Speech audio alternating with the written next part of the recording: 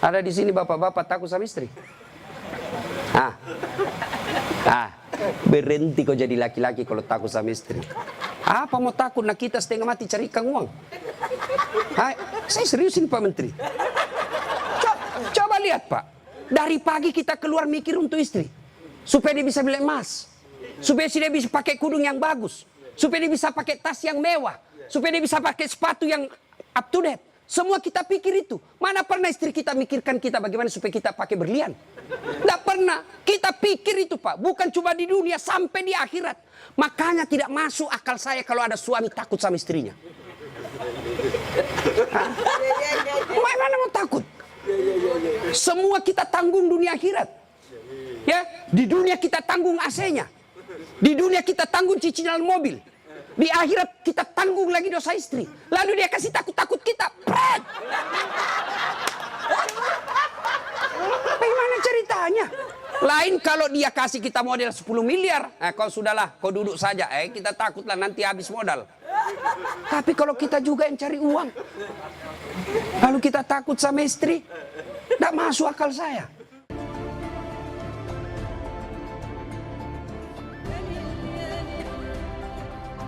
Akhirat. Coba lihat anak-anak kita sekarang Pak. Nauzubillah min zalik. Sedih kita lihat anak-anak kita Pak. Baru diberitahu satu, sudah 10 keluar dari mulutnya. Nah, sekarang pertanyaan, kenapa anak-anak kita begitu? Kenapa kira-kira? Apakah sepenuhnya salah anak? Tidak. 90% salahnya orang tua mendidik anak kita. Salah dari mendidik. Silakan baca hasil penelitian psikologi pendidikan. Silakan baca tulisan-tulisan di koran, di majalah tentang proses pendidikan. Silakan. Tapi keliru dan sesat ketika Bapak Ibu tidak buka Quran, khususnya surah Luqman untuk mendidik anak.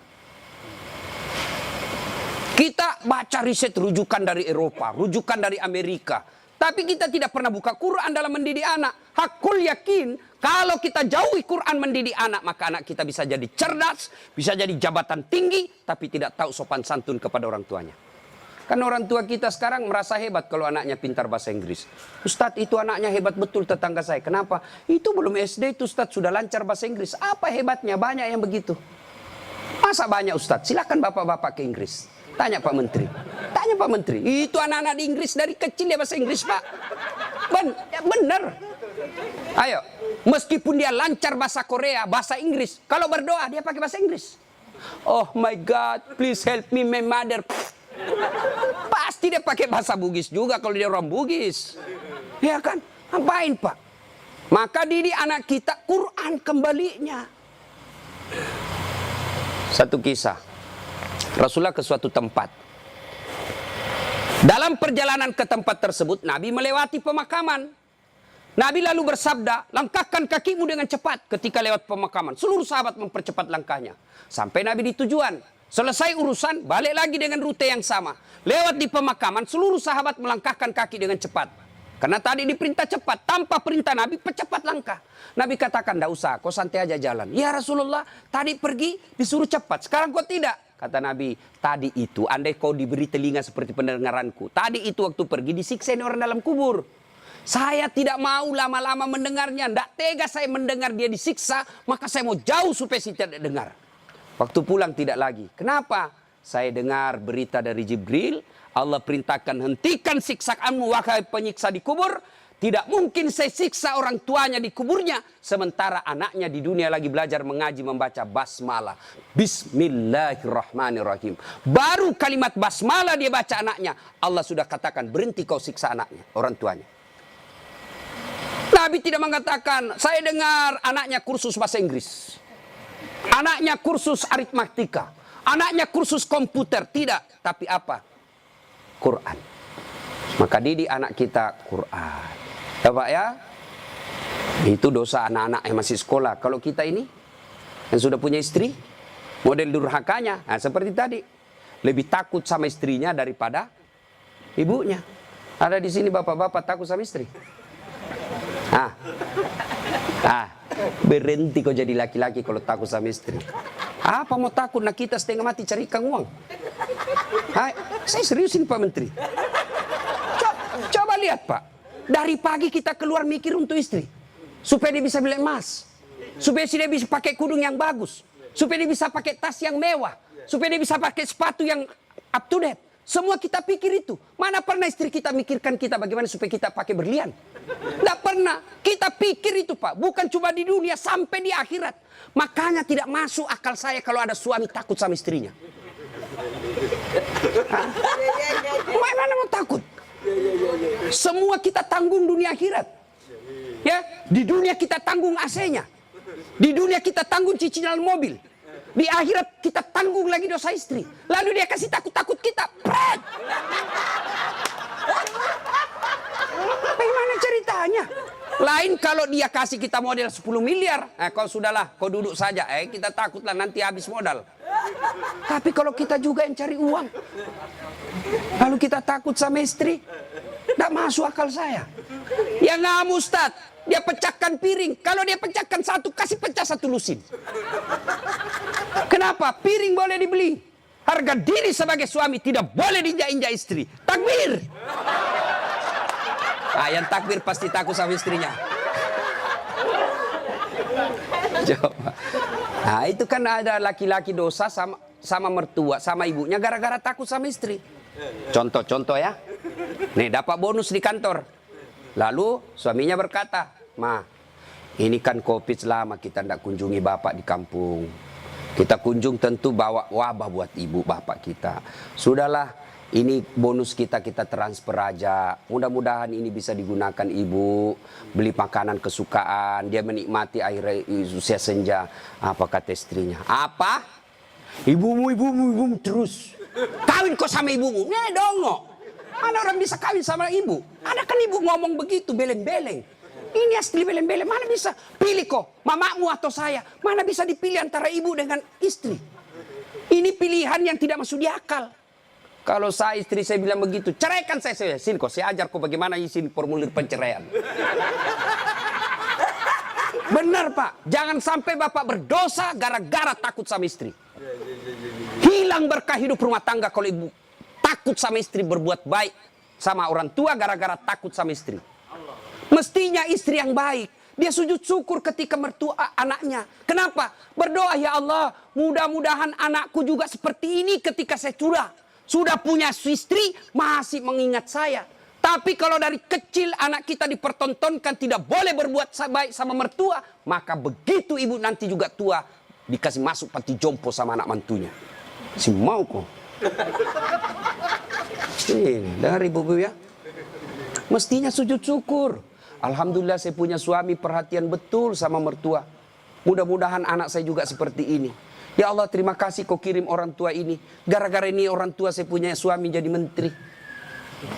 Andai saja bukan suami ini, orang tua ini punya anak, mungkin suami saya pengangguran. Bersyukur dengan cara apa? Jangan halangi. Dan kita juga suami jangan bersebelah. Mertua juga kita adalah orang tua kita. Konsep Islam itu ada 3 orang tua. 1 ibu bapak, 2 mertua, 3 orang yang pernah mengajari ilmu. Itu orang tua kita. Maka yang baik, datang ibunya suami, istri yang kasih hadiah. Datang orang tuanya istri, suami yang kasih hadiah. Malah jangan sembunyi-sembunyi. Karena takut sama istri, masuk di dapur mamanya. Mak. Jangan dilihat istri saya, mati saya. Beleng-beleng. Ya? Takbir. Jangan sampai bapak menjadi anak durhaka hanya karena takut kepada istri. Itu camkan itu Pak. Maka saya bilang sama istri saya, boleh kau marah-marah sama saya. Ada rezeki dari saya, kau habisi duit, itu rezekimu. Boleh kau maki-maki saya kalau kau marah. Boleh kau lempar kepalaku, yang penting tidak dikena. Satu yang tidak boleh sedengar, jangan pernah kau sakiti perasaan ibu saya. Begitu sakit perasaan ibu saya, tidak ada mantan orang tua. Tapi istri, banyak namanya mantan istri. Nah itu harus tegas, ini prinsip buat kita anak. Nah ini golongan pertama yang menderita ketika sakaratil maut, anak yang durhaka kepada orang tuanya. Bagaimana dengan almarhum anak Pak Tony? Atau kita yang sudah meninggal orang tuanya? Ustadz, saya dulu anak durhaka Ustadz. Berapa sering saya kasih keluar air mata ibu saya Ustadz. Tapi saya sudah sadar, saya sudah hijrah sekarang. Tapi orang tua sudah ada kubur. Gimana cara berbuat baiknya? 1, doakan. Mendoakan orang tua tidak harus pakai bahasa Arab. Mendoakan orang tua bagi yang menikah ada 4 minimal kita minta. Ya Allah, ampuni dosanya. 2, terima amalnya. Ada amal tidak diterima? Ada. Amal-amal pilkada. Sumbang jilbab 10.000 supaya dicoblos. Nah, nanti ya Allah mana jilbabku 10.000 kata malaikat, bos pilkada jilbabmu.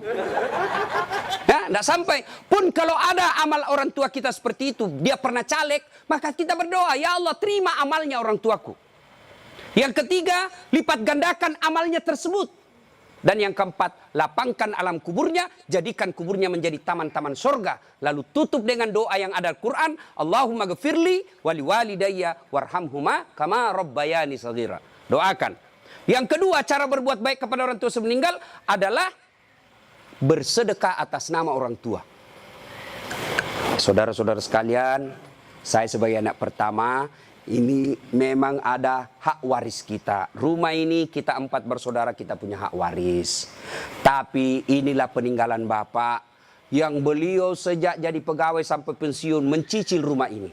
Tidak elok rasanya begitu meninggal, beliau tidak menikmati rumah ini. Lebih baik rumah ini kita jual, kita belikan beliau jadikan masjid. Nah, setengah dari ini warisan barulah kita bagi. Bagaimana adik-adik? Setuju? Setuju, Kak. Nah, biasa kalau ada begini istri yang menghasut. Apa kek, kau kan anak pertama, masa kau mau diatur sama adikmu, dongo ini. Nah, itu biasa itu begitu. Jadi penghasut. Nah, bersedekah atas nama orang tua. Ada lagi yang berkata tidak sampai kalau sudah meninggal Ustaz. Mau bukti bahwa sedekah kepada orang meninggal sampai? Mau bukti? Mau Pak? Mau, saya kasih bukti.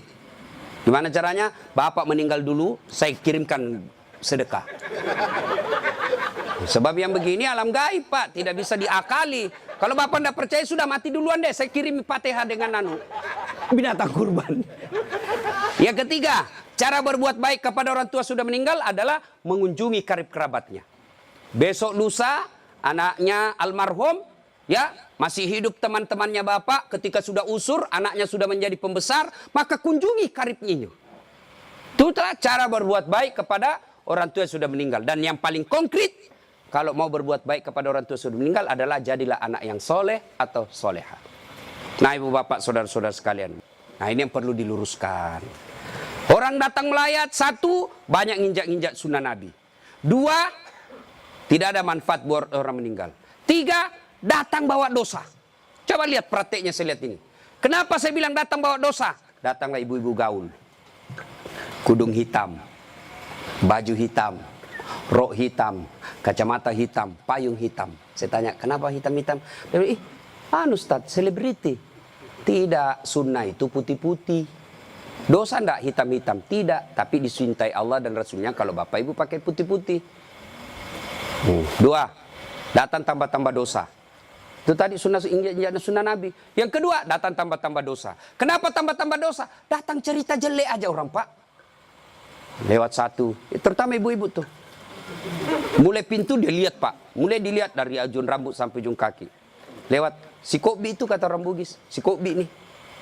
Apa? Dia tidak cerita tapi mulutnya matanya sinis. Kenapa? Lipstiknya palsu. Kenapa kau tahu?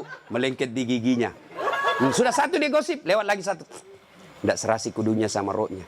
Dia bilang iyo kayak umbul-umbul. Bahkan Ustadz pun digosipnya. Lewat Ustadz Dasar, itu juga bajunya yang di YouTube. Tadi saya lewat, ada saya dengar, itu juga bajunya yang di YouTube itu Pak Ustadz. Kenapa? Saya pakai baju kau yang sibuk. Nah, itu gosip. Maka ibu majelis taklim saya di Makassar, saya anjurkan. Ibu datang melayat, 1, ada wudhu. 2, bawa Quran minimal surah Yasin. 3, begitu datang, ibu baca Yasin bareng-bareng. Tidak bisa baca Yasin bareng-bareng, itu majelis taklim yang baik. Ketua majelis taklimnya, saudara-saudara sekalian, mari kita baca Yasin bareng-bareng, saya pimpin. Itu majelis taklim yang manfaat. Bukan ngurus baju seragam. Apalagi memanfaatkan pilkada. Pak, anggota majelis taklim saya 300 Pak. Tapi aman Pak, tapi minta tolong seragam Pak ya. Ada juga majelis taklim memanfaatkan begitu proposal banyak ketika pilkada. Nah, maka majelis taklim yang bagus, ada orang wafat, pimpin tahlilan. Sudah itu tidak bisa baca Yasin Ustaz. Sudah baca Al-Fatihah.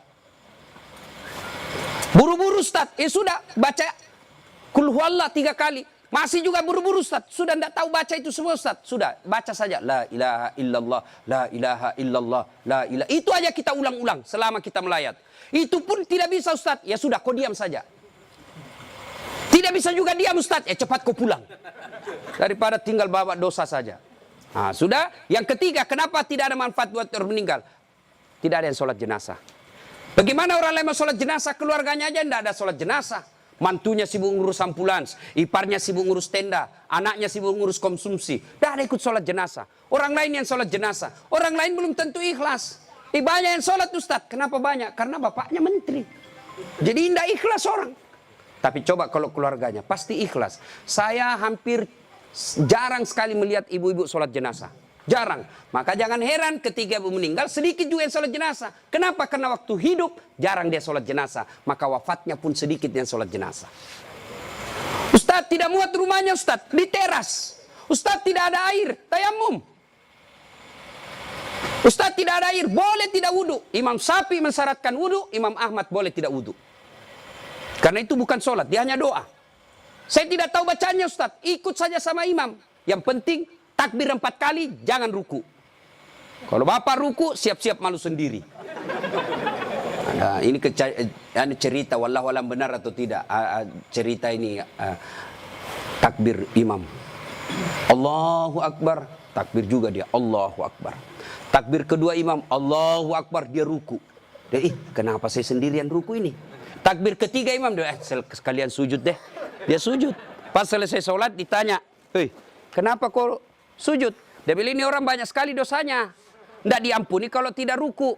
Supaya habis sekalian, ya sekalian saya sujud. Ini jawaban orang kepepet. Nah ibu bapak, saudara-saudara sekalian. Ya, habis baterainya. Ibu bapak yang saya muliakan. Masuklah, diantarlah kita. Diantar ini lagi yang banyak kadangkala mempermalukan Islam. Saya tidak tahu kalau di sini. Saya melihat kalau di daerah sebagian Makassar Pak, orang meninggal, kala-kala demo Pak. Naik di mobil dia putar bajunya, orang mati, wah minggir. Sampai mobilnya orang dilempar, jangan begitu. Ngapain buru-buru? Jadi sebelum diantar jenazah, keluarga yang berduka pidato. Terima kasih Bapak Ibu sudah memberikan kami dukungan moral. Tapi tolong jangan mempermalukan kami di jalan. Jangan lagi menambah duka kami dengan mengganggu pengguna jalan yang lain. Saya kalau pergi mengajar tiba-tiba jenazah di mobil jenazah. Bagus cara pengantarannya. Saya minggir Pak, saya kirimkan Fatihah. Kirim Fatihah untuk Rasulullah, saya ikutkan jenazah yang diantar. Tapi kalau menakutkan tidak ada yang mau doakan. Ya? Ngapain buru-buru? Ngapain buru-buru? Kan ada lagi yang paham, tidak tahu dari mana dia belajar. Katanya kalau terlambat disiksa. Bagaimana ceritanya? Kalau dilewati 5 manu, disiksa orang meninggal. Orang meninggal kalau dia... Itu orang sholat, bagi orang yang hidup, orang meninggal, tidak bakal dia disiksa gara-gara dia terlambat dikubur. Ngapain buru-buru? Itu juga sudah ada anunya, liangnya sudah siap. Semua apa perluan pemakaman sudah siap. Apalagi kalau ada wasiat orang yang meninggal. Jangan kau kubur saya sebelum anakku datang dari Amerika. Wajib kita tunggu. Itu wasiat. Ada 7 kewajiban orang hidup terhadap orang mati. 1 diantaranya wasiat. Kecuali wasiatnya bertentangan agama atau melanggar mengandung mudarat. Misal, jangan pernah kau kuburkan saya di tempat kopi. Kuburkan saya di kampung. Tapi keputusan pemerintah karena dia wafat karena COVID, ya boleh tidak diamalkan wasiatnya. Kenapa? Karena dia mengandung mudarat. Atau dia bilang kuburkan saya di kampung. Tapi begitu mau dikuburkan ada badai, tidak bisa nyebrang pulau. Boleh itu karena di luar kemampuan kita. Atau besok-besok saya meninggal kasih narkoba di atas kuburku. Karena dia pecandu narkoba. Tidak boleh itu Pak, melanggar ya. Jadi Bapak, saudara-saudara sekalian. Nah, sampailah kita di pemakaman. Nah, ini juga yang perlu diluruskan. Berapa banyak orang yang sampai pemakaman tidak melaksanakan sunnah Rasul. Diajarkan begitu sampai pemakaman, ucapkan Assalamualaikum ya ahlal kubur. Ya, tidak tahu itu cukup. Semoga keselamatan bagi kemuliaan ke semua penghuni kubur. Insya Allah saya ikut menyusulmu. Nah, ada lagi pelanggaran yang kita lakukan apa? Menginjak-injak batu nisan. Tidak boleh sama menduduki batu api neraka itu Pak. Ada yang sampai duduk sambil merokok di atas batu nisannya orang. Tidak boleh. Pemakamannya padat Ustadz, bapak tidak usah masuk. Cukup yang memikul. Bagaimana yang memikul Ustadz? Boleh karena dia darurat. Karena kalau satu langkah jatuh Pak, jatuh jenazah. Sudah dimakamkan? Sudah selesai. Kembalilah pemakam. Ya, tinggallah kita. Bapak merantau ke Papua.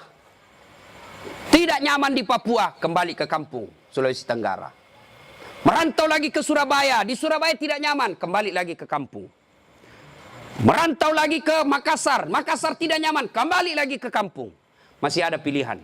Bapak pegawai negeri ditugaskan ke Papua, tidak nyaman, tidak ada sinyal, Bapak boleh pensiun dini. Tidak disenang saya sama menteri saya, boleh Bapak pensiun dini, tidak ada masalah. Tapi begitu Bapak masuk kubur, senang tidak senang, tinggal kau di situ, tidak boleh kau keluar lagi. Siapa orang yang tersiksa di dalam kubur? Yang pertama kata Nabi, al-mutahawilu bis-sholah, yang menganggap enteng sholat. Orang yang menganggap enteng sholat, Pak, jangan, sudah.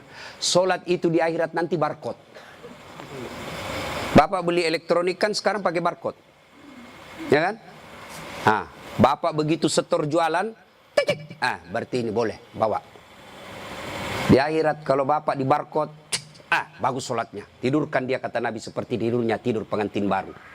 Tapi di barcode, hilang, redup-redup. Ini macet. Ini sholat Jumat, hari Jumat saja. Paling terlambat datang, paling cepat pulang. Orang khotbah dia tidur. Begitu bangun, aliran apa yang tidak ada khotbahnya? Bukan aliran apa, kau yang tidur beleng. Mana? Percaya Pak, orang yang tidak ada sholat demi Allah. Bapak tidak puasa, masih boleh disebut Islam. Bapak tidak haji, masih boleh disebut Islam. Bapak tidak bayar zakat, masih disebut Islam. Tapi tidak sholat, Imam Syafi'i menghukuminya, disuruh bertobat dan dia tidak mau, boleh dihukum mati. Itu kalau Imam Syafi'i. Disuruh sholat dan dia tidak mau. Disuruh bertobat dia tidak mau, kata Imam Syafi'i, boleh dia dihukum mati. Begitu pentingnya sholat. Ketika Allah perintah puasa, ayat saja turun. Allah perintah haji, ayat saja turun. Allah perintah zakat, ayat saja turun. Allah perintah sholat, tidak boleh ayat turun. Rasulullah dijemput oleh 4 malaikat menghadap kepada Allah. Kenapa ini perintah penting? Diberikan perintah sholat. Pak Menteri, ada himbauan kepada seluruh kepala daerah se-Indonesia, hanya berupa himbauan cukup WhatsApp dalam grup. Tapi kalau itu berupa SK yang penting, Gubernur datang kantor menteri. Kenapa? Ini penting. Tidak boleh kau di WhatsApp. Sholat demikian pentingnya, sehingga Nabi harus diundang menghadap. Itulah disebut Isra dan Mi'raj. Bapak kerja jadi Grab, jadi menteri. Munafik kalau Bapak katakan, bukan untuk dunia saya. Bohong. Kita bekerja apapun profesi kita untuk memperbaiki dunia. Lalu siapa yang punya dunia? Allah Subhanahu wa ta'ala. Artinya, mustahil dunia dalam genggaman kalau yang punya dunia Bapak jauhi. Saya kasih contoh. Saya akrab dengan Pak Menteri. Saya datang ke Jakarta. Pak Menteri, saya mau jalan-jalan Jakarta ini, tapi tidak ada mobilku Pak Menteri. Kata Pak Menteri, aman terkendali Ustadz. Pak Menteri telepon ajudan. Ajudan, siap Pak Menteri. Itu ada Ustadz Dasat, kau jemput dia. Nanti dikena lagi kita di ceramah. Kau jemput dia.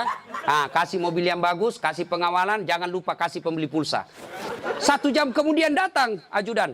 Tapi Pak Ustadz, kiriman Pak Menteri. Aman, selesai masalah saya di Jakarta. Kenapa? Saya akrab sama Pak Menteri. Anda dari Makassar tidak pernah ketemu, tidak pernah silaturahmi, tidak pernah didengar namanya, tidak pernah lihat. Assalamualaikum Pak Menteri. Boleh pinjam mobilnya? Siapa ditelepon Pak Menteri? Ajudan? Bukan. Siapa? Kapolres. Tangkap itu, penipu. Tidak pernah ketemu pinjam mobil. Pasti penipu itu. Demikian juga dengan Allah. Bapak tidak pernah sholat. Tiba-tiba sakit, ya Allah, saya sudah capek sakit, ya Allah, sembuhkan penyakitku. Allah berfirman, malaikat, karena dia sudah capek sekali cabut nyawanya. Sholat Pak. Apa alasan Bapak tidak mau sholat? Coba bilang, ayo malas sholat ini. Ayo, bilang kok apa? Saya tantang kok ini hari. Paling ibu-ibu haid. 3 kali haid 1 bulan. Kenapa tidak sholat? Lagi mens. Kenapa tidak sholat? Datang bulan. Kenapa sholat? Iya, halangan. Itu aja, semua itu 3 kali 1 bulan. Mana bisa. Bilang suaminya, kenapa belum sholat ibu? Biasanya cuma 5 hari, ini kok sudah 7 hari belum sholat. Orang belum bersih. Masih ada sedikit-sedikit. Dia bilang suaminya, kok bohong ya? Apa bohong? Saya kasih lihat kau. Beleng-beleng. Apa kasih lihat dong kok? Ya. Apalagi ibu-ibu banyak ndak sholat. Kalau ada pesta pengantin, mukanya dikira tembok. Coklat, biru, krem, abu-abu. Nah. Apalagi banyak ibu ndak sholat. Gara-gara apa? Jilbab. Jilbab sakaratil maut. 3 lapis. Saya ini keliling-keliling ceramah Pak. Saya ke Brunei, itu ibu di sana siku 3 saja kasih peniti selesai. Di Malaysia juga begitu, Filipina Selatan juga begitu. Saudi lebih gampang masuk kasih selesai Pak. Di sini la haula wala quwata illa billah. Bingung saya bisa lihat, dia pengantin gimana caranya dipakai ini ya. 3 lapis Pak, ada miring-miring sedikit. Nah, ada cipin-cipin ini, ada kayak pohon di belakang. Begitu dia bilang suaminya, Bu, kau pergi sholat. Sadar kok Pak, saya sadar, saya suruh kau sholat, bis sholat. Kau ndak lihat ini Pak, 1 jam dipakai ini jilbab. Dongo. Gara-gara jilbab ndak sholat, beleng-beleng. Ya nggak tahu Bu, saya suruh sini sholat Pak. Adik-adik, saya bisa cerita seperti ini karena saya alami. Percayalah Pak, mustahil Allah sengsarakan hidupnya orang baik sholatnya. Tuhan apa yang sengsarakan hidupnya orang baik sholatnya? Udahlah Pak, Bapak mau dekat sama Pak Menteri, ndak usah cari muka sama Menteri. Muka Bapak sudah bagus. Ada juga siapa? Ya, cemen lu men. Kerja aja yang baik. Selebihnya sholat, minta kepada Allah. Kecil buat Allah jadi menteri. Kecil buat Allah dapat proyek, kecil. Jangankan yang tidak masuk, yang masuk akal. Tidak masuk akal Allah kasih. Masuk akal ndak manusia dibakar hidup-hidup bisa hidup? Masuk akal ndak? Nggak masuk akal, tapi kalau Allah mau, Ibrahim alaihissalam dibakar keluar kedinginan. Masuk akal nggak perempuan hamil tidak pernah disentuh laki-laki?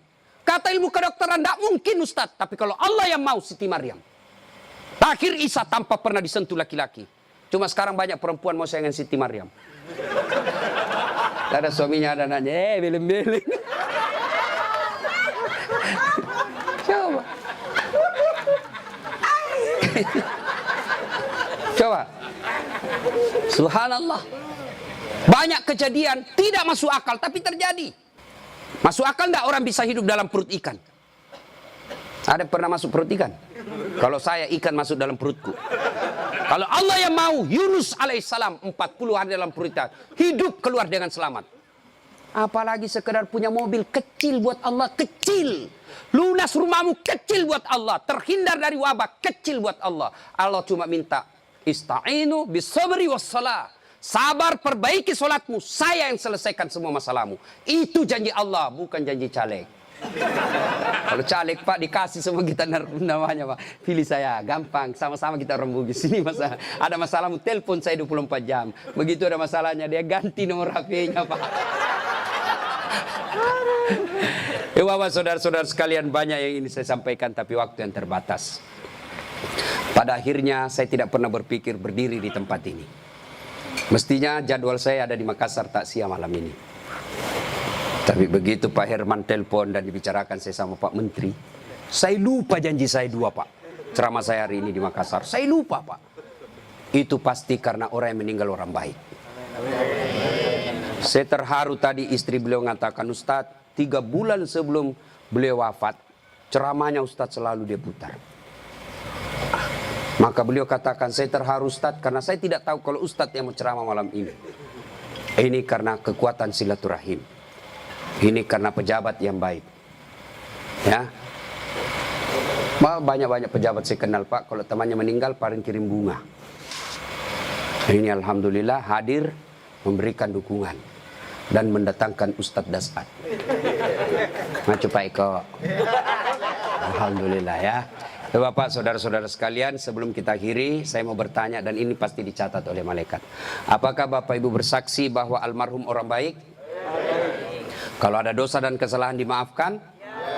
Catat ya malaikat, inilah menjadi amal kebaikan buat almarhum. Banyak yang ingin saya sampaikan, tapi waktu yang sangat terbatas. Untuk ingin mendengarkan ceramah saya lagi, gampang, silahkan buka channel YouTube saya, Dasat Latif. Jangan lupa like and share. Atau di Instagram @latif 1212. Terima kasih. Sebagai kesimpulan, kullu nafsin sa'ikatil maut. Semua yang hidup pasti akan mati.